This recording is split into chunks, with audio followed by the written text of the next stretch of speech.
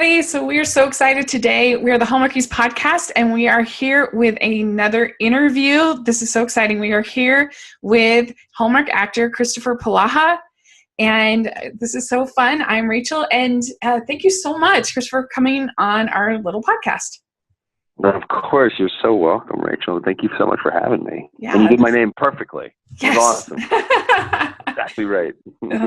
Well, what we like to ask our guests is to first introduce yourself and let us know what inspired you to become an actor. Okay.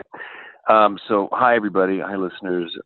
My name is Kristoffer Polaha, and I honestly was inspired to become an actor by my family because it was one of the things that we enjoyed sort of doing together. In particular, my dad, for example, like he would pluck me out of school in the middle of the day and take me to go see a matinee. I have vivid memories of sitting down and watching Never-Ending Story with my dad.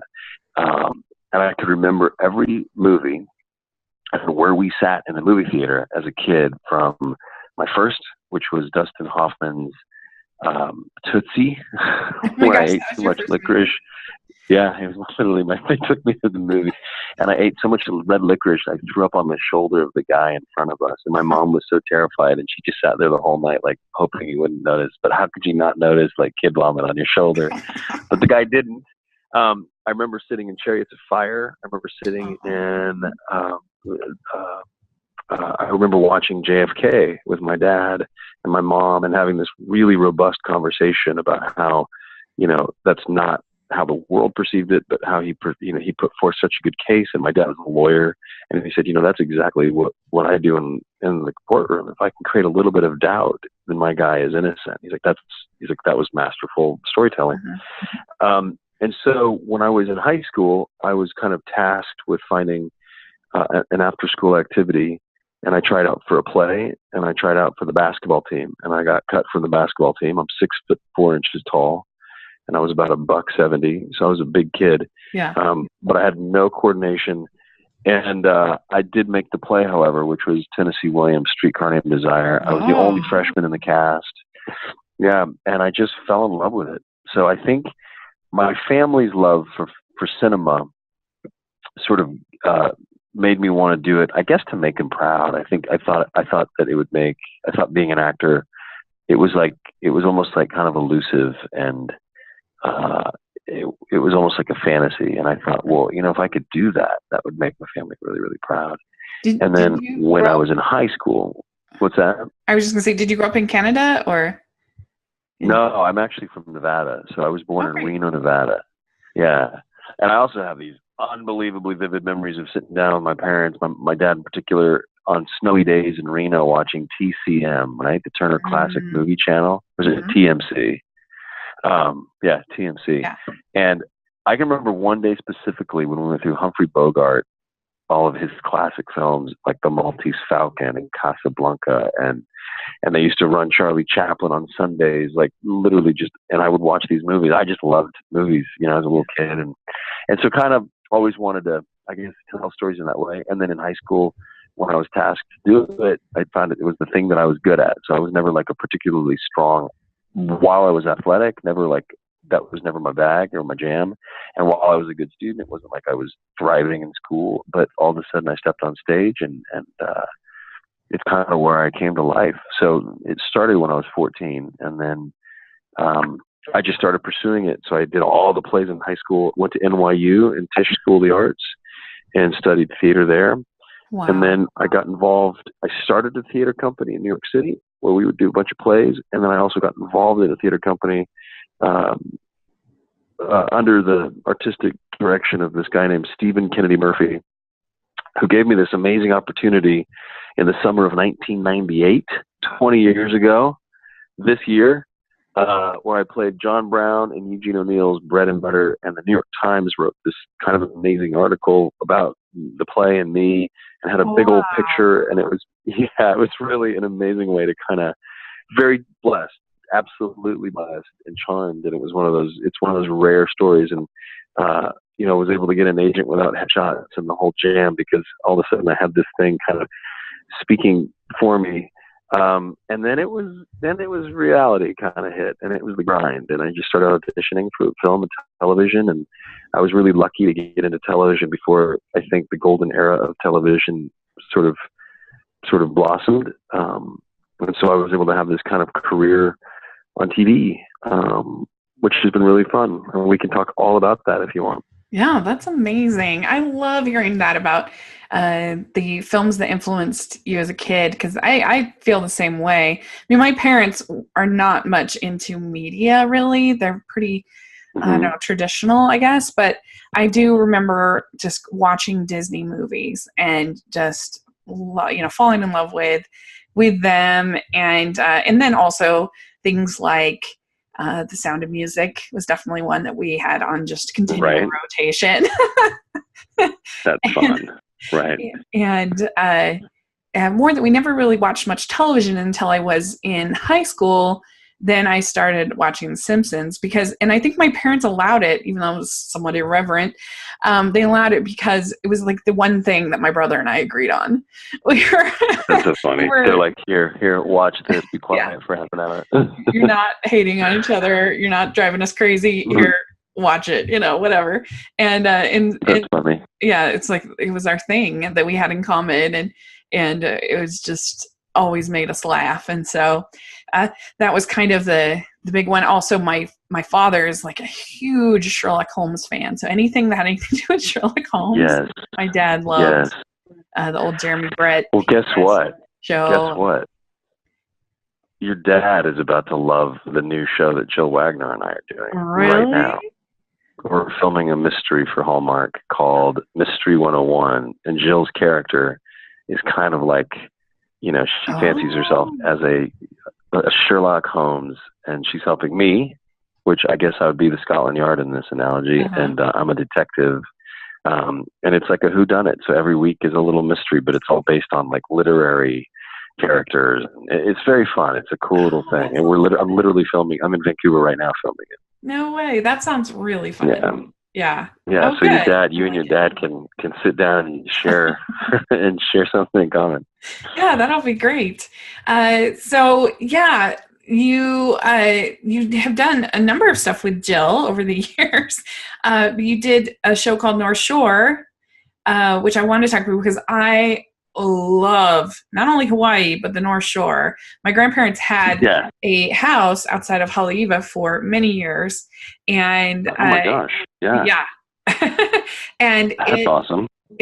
I know, it was amazing, and I just love it there so much. It's like if I'm stressed out, I think I just go back to, it's like my peaceful, safe spot or whatever in my head. I'm like, Haleiwa, I love it. I love the North Shore. It really is beautiful there. Yeah, it's such a different culture too. Like like if you go to Oahu and you're in Waikiki, like that's one thing. But the minute you get to the North Shore, you pass on that little freeway up to the pineapple fields, and you kind of come and you bank around that turn onto Waimea basically, and all of a sudden it's like the whole world changes, and it's a different kind of ocean, and it's a different kind of island. It's like more jungly, and it's amazing. It was an amazing opportunity. It was my second job ever. Oh my gosh. North Shore. My first job ever was, well, technically, my first job ever was a pilot called Third Degree for Fox. And it didn't get picked up. But it is how I met my wife. So the big score on that one was meeting my wife. And that was 2001. And then the next job that I did was I played John F. Kennedy Jr. in a made-for-television movie. It was only a few years after he passed away, but it was crazy. It was a crazy experience because they publicized it so beautifully, and I had a huge picture in Times Square, and my wife and I walked onto the subway, and with my face like all the way down, like for America. It's called America's Prince. I don't know if your listeners remember or not, but and it was such a wild experience. And I thought to myself, like, well, here we go. The ride's about to begin. And then it was a little slow, and I did another pilot for Fox called North Shore, which went for a year. And my kid was born in Hawaii, so our first son was born in Oahu, which is kind of a fun, cool thing for him. And Jill and I pilot episode, Amazing. directed by Peyton Reed and Jill Wagner. Yeah, and what's that? Peyton Reed, isn't that he did Ant-Man? Yeah, and Peyton Reed. Yeah, and Peyton Reed, exactly, did Ant-Man. Yeah, and didn't he also do? Didn't he do Liar Liar, or did he do? I think he did with Jim Carrey's Liar Liar, and Jason Momoa was in it too, who's now Aquaman. Which is such a fun, to see him crushing it right now is such a joy because he's such a great. He's a consistent. If I could have a spirit animal, Jason Momoa would be my spirit animal. He's just like he is who he is. So it's fun to root for him. Yeah, this show it had a lot of people have been in Hallmark. Brooke Burns, who I love, she's amazing. Nikki DeLoach. Yup, Nikki DeLoach. Exactly. Yup. Yeah.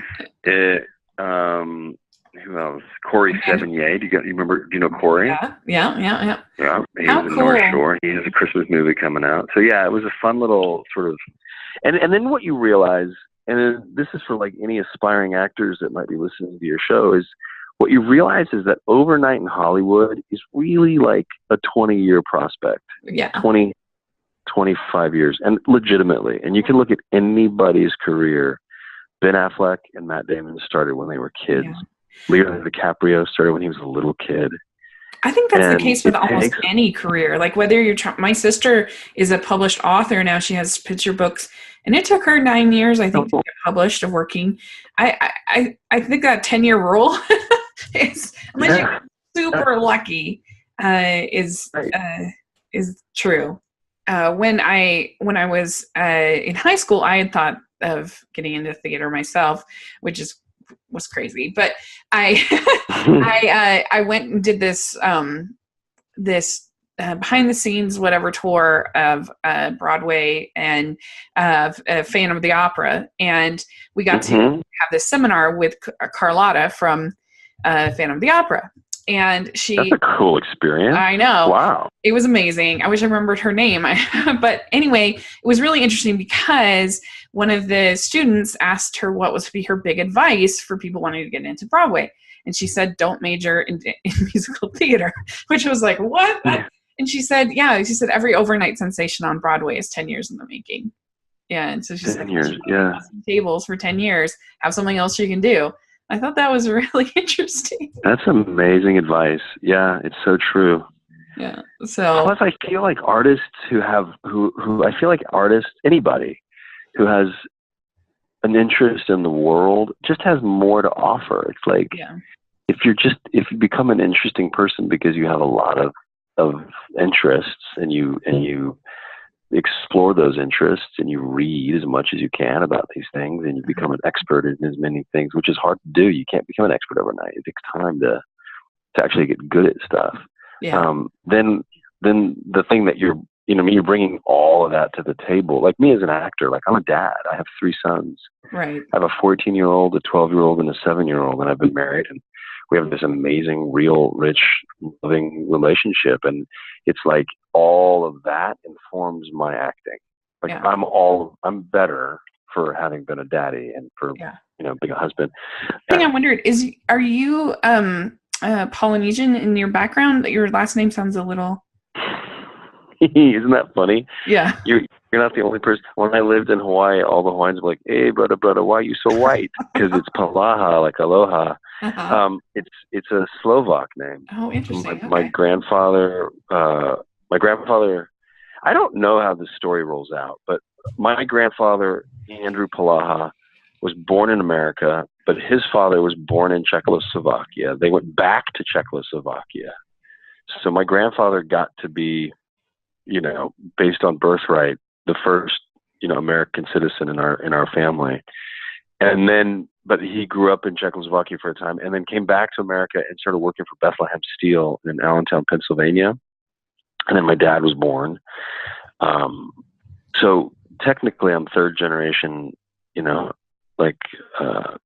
after immigrant or citizen, basically. My dad was 2nd generation. But yeah, it's a Slovak name, and we've got a little Irish, French, and German in us. But no Polynesian.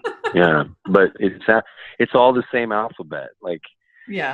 It's weird when I went to NYU. I think in order to this is back in the '90s, by the way, when things were a little less politically correct. They wanted to put people who were similar in the same rooms as freshmen because they felt like the city was so overwhelming. And so I was the only white kid in a room with 4 Indians because they thought I was Indian because of my last name. Oh, which was kind of amazing. And it was like we covered the entire spectrum. There was one guy who was Muslim, there was one guy who was Sikh, there was one guy who was Hindu, and then there was another guy who I forget exactly what his belief system was, but fascinating freshman year. And it was them and I, and we all stood there on day one, and they were like, huh. But it was awesome because I learned so much about, and ended up, Parminder and I ended up living together for 2 years. So it was a cool experience.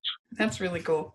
Well, there's so many projects that I want to ask about, but I guess we should get to the Hallmark ones.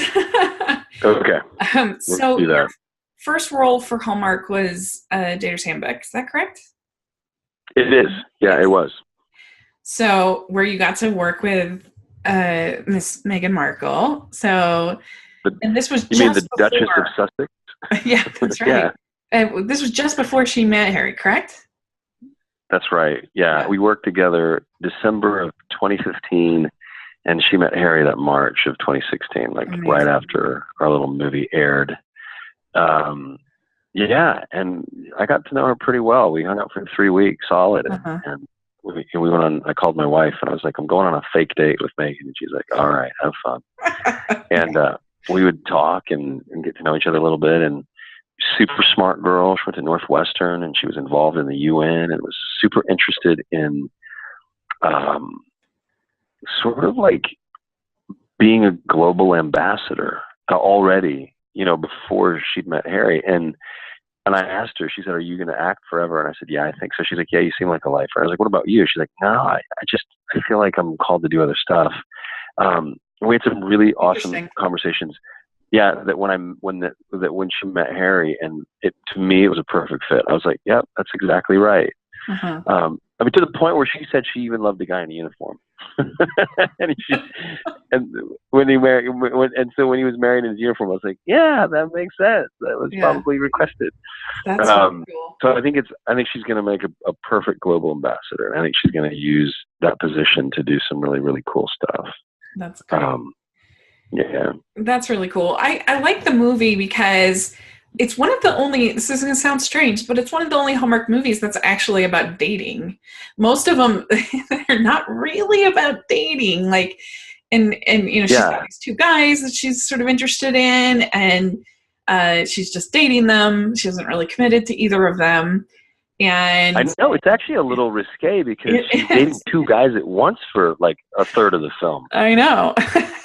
Yeah. And I appreciate that. I think it's fun that, it's just actually about dating, because dating is hard. It's stressful.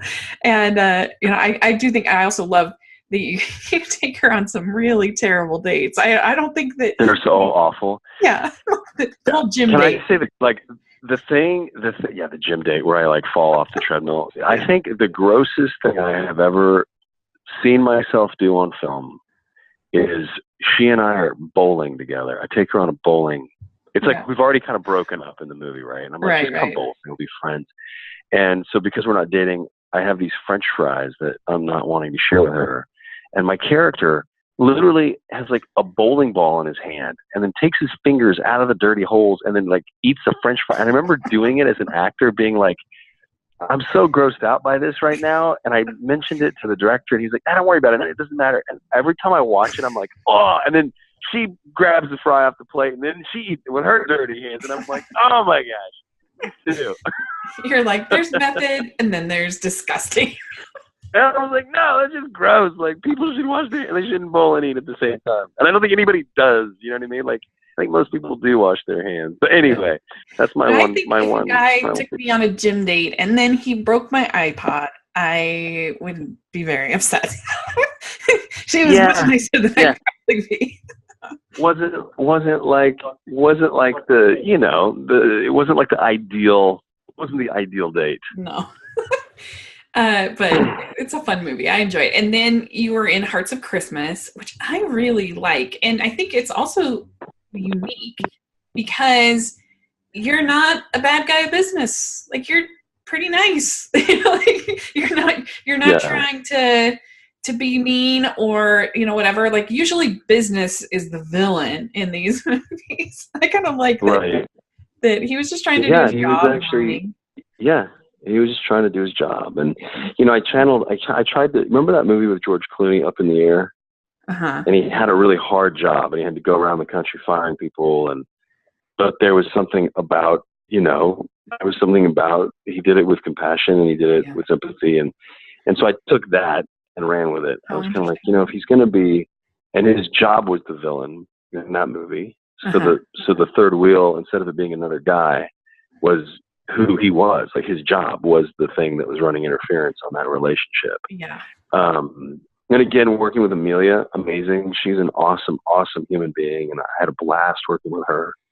And that's the thing about these Hallmark movies, is that everybody who signs up for them kind of knows what the deal is, and there's not a lot of egos, and there's just a lot of joy on set. Like, I've yet to work on a movie where someone's throwing a tantrum or wouldn't come to set, or, you know, was picking fights with people. It's just like everybody's there, you know, grinding it out and making it happen, and in a really positive, fun way.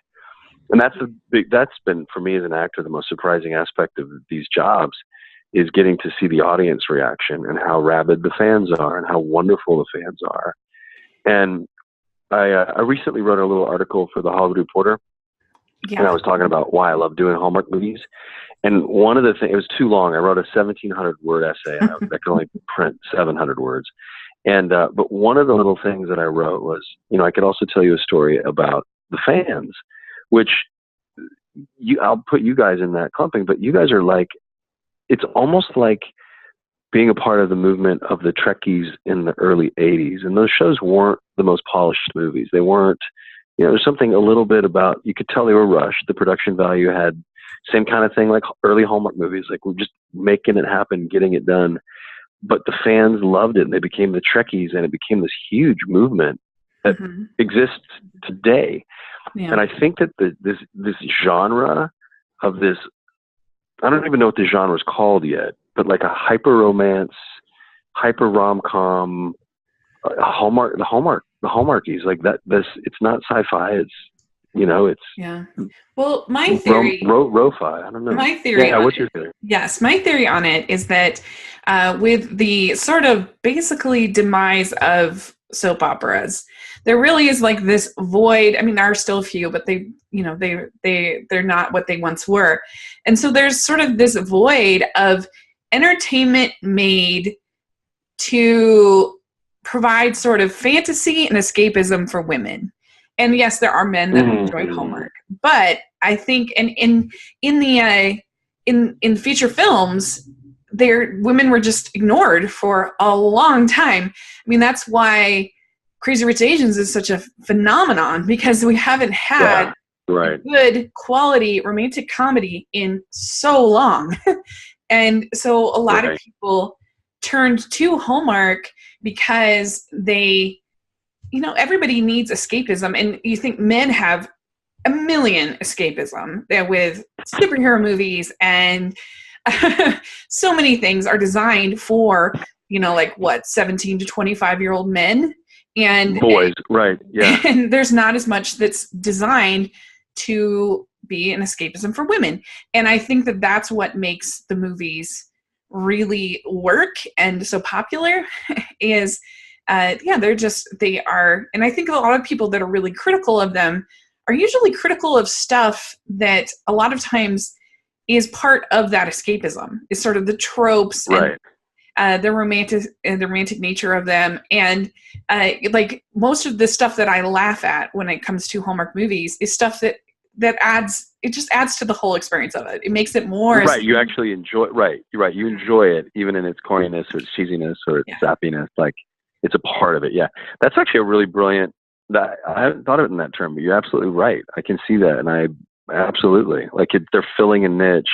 Yeah. And I never thought about it in sort of the with the correlation of like the sort of the dwindling of soap operas.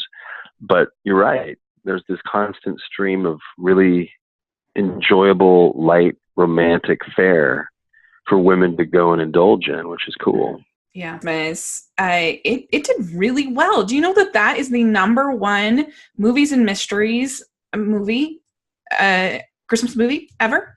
Number one of all time. That's amazing. Time. That's kind of amazing. Yeah, I was just looking at the.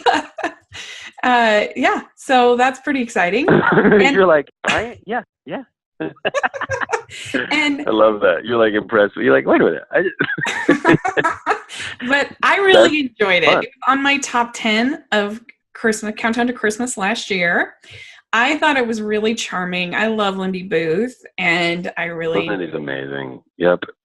I loved the scene with you and Treat Williams when he's got that ticket and he's talking about how he could have taken the bus. I think it was the bus or train. I can't remember, but he decided to stay with his, becomes his wife, and he has that ticket. And whenever he looks at that ticket, he remembers he had a choice.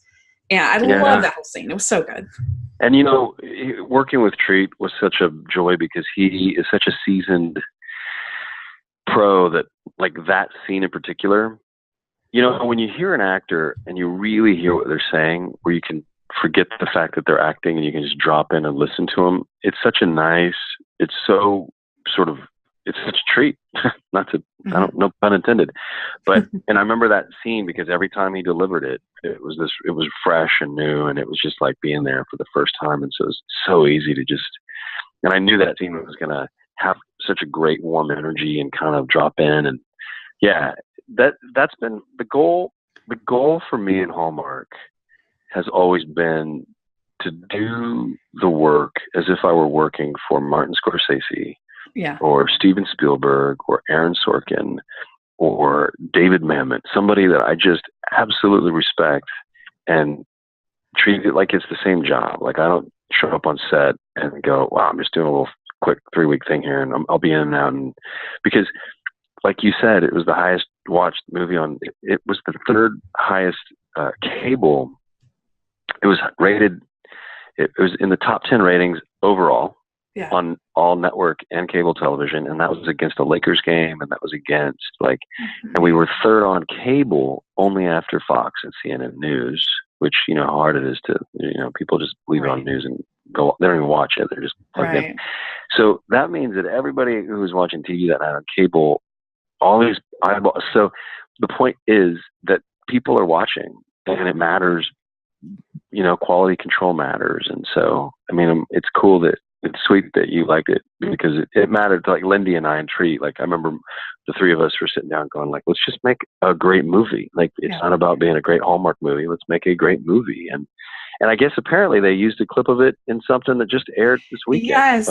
Once Upon a Christmas or something? Yes. Once Upon a Christmas Miracle. It was so funny, too, because they were watching it, and it's the very end, obviously the ending, because why would they be kissing in the middle of the movie? And she's like, so the character says, "Oh, you can tell this is the climax of the movie. This is the middle of the movie or whatever." I'm like, "No, it's not. It's obviously the ending of it."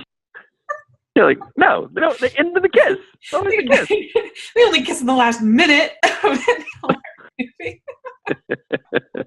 That was really funny. That's funny. I loved the ending of American Christmas with that whole parade and the rain and him coming up on that horse. I was like, this is great.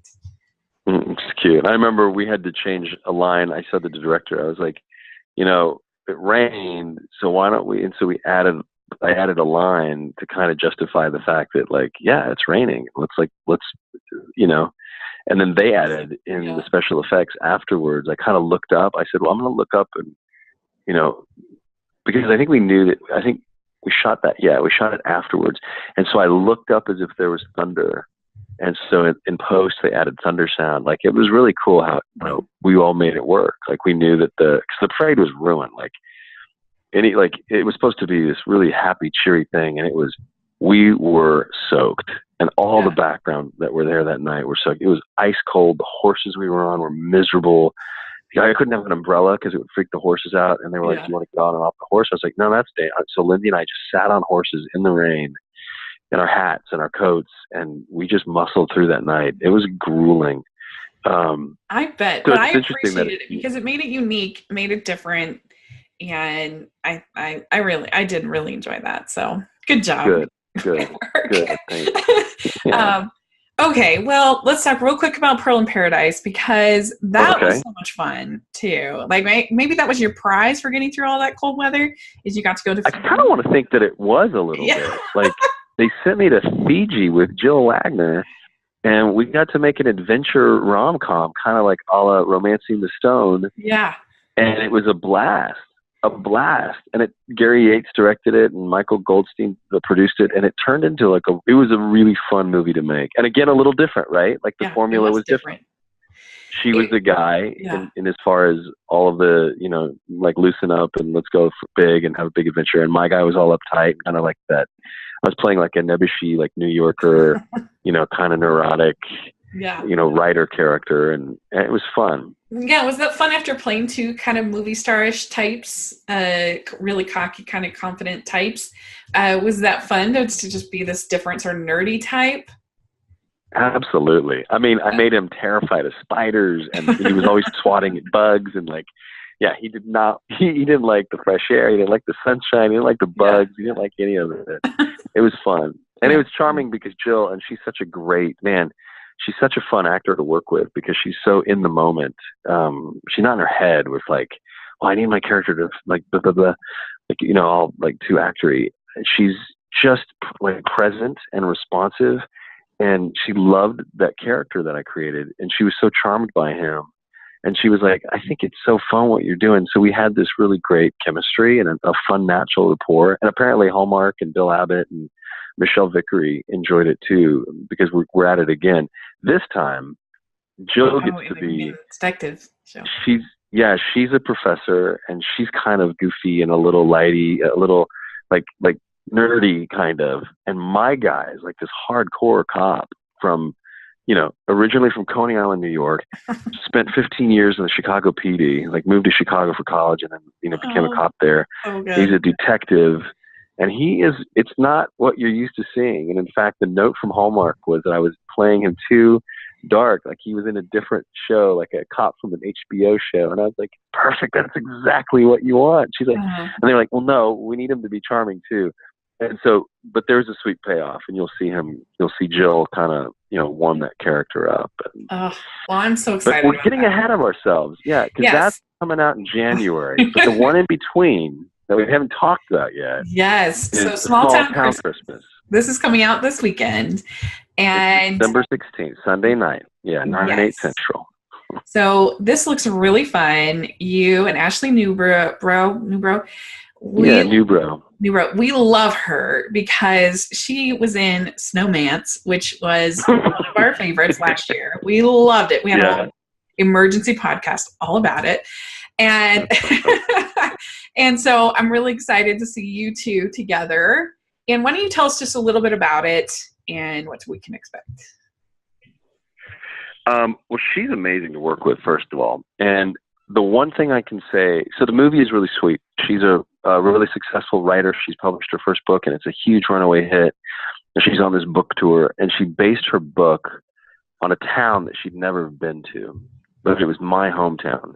And we met in New York City like 6 or 7 years ago, and I told her all about it. And I told her how wonderful the Christmas was and how they did this Kringle Fest every year and how there was community. And she kind of took that and made a book about it called Small Town Christmas.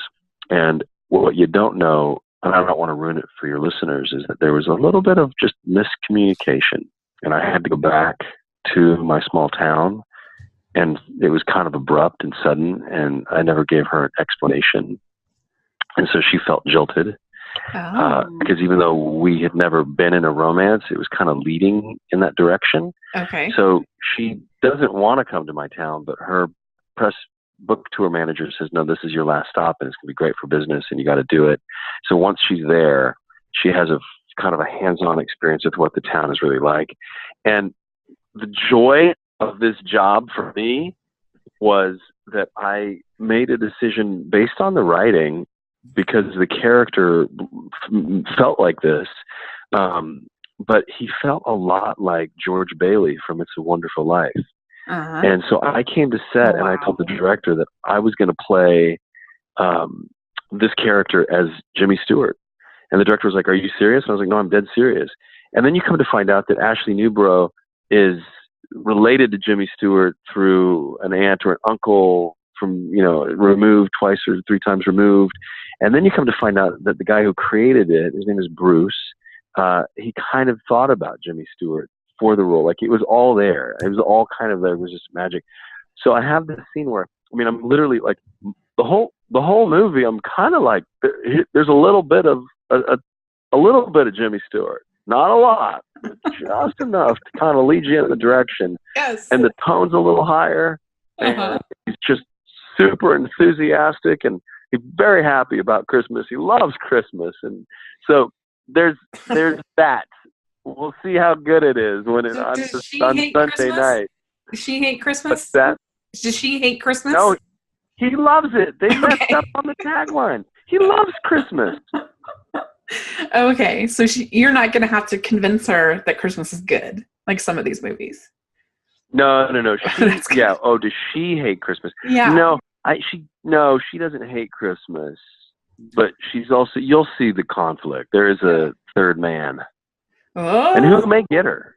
You may excited. get her, actually. You might think I'm getting a girl, but maybe that's how we're mixing it up this year. This sounds really fun. The writer, Samantha Herman, she just did Mingle All the Way. She's new to Hallmark, and she knocked that one out of the park. So very excited for this. 2 in 1. And so that sounds like a lot of fun. It's going to be fun. I love a good, writer, romance, past history, all that fun stuff. I'm a fan. Yeah. So. Cool. Well, and just like small town values rooted in deep tradition, and it's that sweet. It's very homey. It's gonna feel, but all of that gets threatened by a third man. So that's the nice. drama. Because so many are about the high school boyfriend. So this is like, it's a small town, but it's not like going back to the high school boyfriend. It's a little different. Right. So that's good. It's different. No, my guy, his name is Emmett, and he's a contender. He was called back to the small town because of a family emergency, which I don't want to ruin for the audience, but you realize why he was called back. Yeah. But he was living in New York, and he's actually a really gifted writer himself, and there's a sweet little scene at the end that we didn't film because the producer, Mary Beth Sprose, was like, you know what, I think we could do a sequel, and this would make this would be a fun way to push the story forward again. So instead of shooting last scene, we kind of left it on the table for the potential, if it does well, for a potential follow-up. We could have small town spring. Yeah, small town Valentine. Mm-hmm. Small town harvest. Small town wedding. Sounds good to me. Well, cool. Yeah. Well, you have been so nice to come on and talk with us. This has been so much fun. I really appreciate it. Rachel, it's a pleasure. And I'm so glad that I accidentally tagged you guys on my Twitter feed that day. I meant to tag those other guys. that other podcast. Yeah, that other podcast. It was so funny. They should not be named podcast. No, just kidding. His name shall be named. Well, no, that was I'm very glad that you did. And thanks so much for coming on and talking with us. And definitely before this mystery show, maybe we can have you on again. And sure. Maybe Jill and I could do it together. That would be so fun. Cool. That would be super fun. So we're really excited about it, and we will definitely be we'll be live tweeting the movie this weekend, and it should be great. And so do you have social media that you want to share? Sure. If your listeners want to follow me on Instagram, it's at Polaha, which is Polahaha. And on Twitter, I am at Kris Polaha with a K. It's Kris Polaha. Awesome. And then Facebook is Kristoffer Polaha, but I'm not as active on Facebook. Okay. Well, I'll have all the links for that in the description section. So everybody follow Chris. And thanks again. And we will definitely keep in touch. Rachel, thank you so much for supporting. I really, really appreciate it. No problem. And Merry Christmas. Merry Christmas. All right. Thanks for having me on.